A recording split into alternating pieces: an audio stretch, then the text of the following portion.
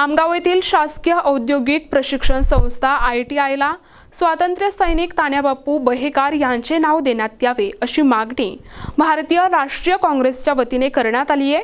या संदर्भात शहर काँग्रेस अध्यक्ष देवकांत बहेकार यांच्या नेतृत्वाखाली तहसीलदार मोनिका कांबळे यांनी महाराष्ट्राचे मुख्यमंत्री देवेंद्र फडणवीस यांच्या नावाने निवेदन सादर केले आहे।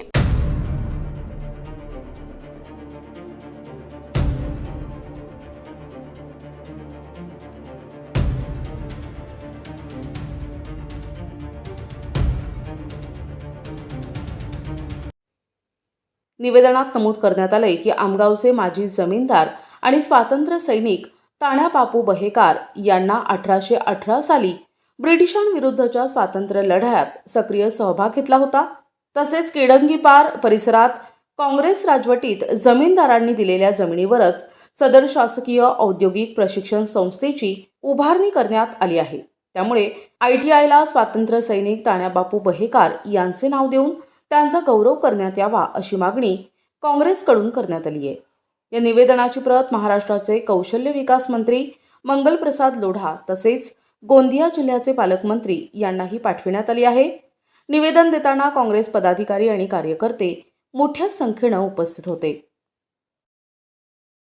मी देवकांत बहेकार, शहर काँग्रेस कमिटीचे अध्यक्ष। आज आपण तहसील कार्यालयामध्ये सर्व काँग्रेस कमिटीचे सर्व पदाधिकारी एकत्रित झालो आहोत। विषय असा आहे की शासकीय औद्योगिक प्रशिक्षण संस्था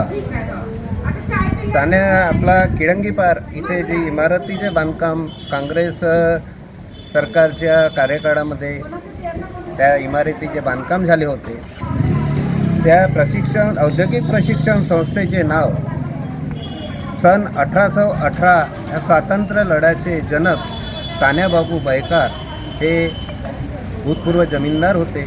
त्यांच्या नावानं त्यांचं नाव त्या संस्थेला देण्यात यावं अशी संपूर्ण काँग्रेस पक्षाची मागणी आहे आणि इतर अन्य ह्या परिसरातील गावकऱ्यांची सुद्धा ती मागणी आहे।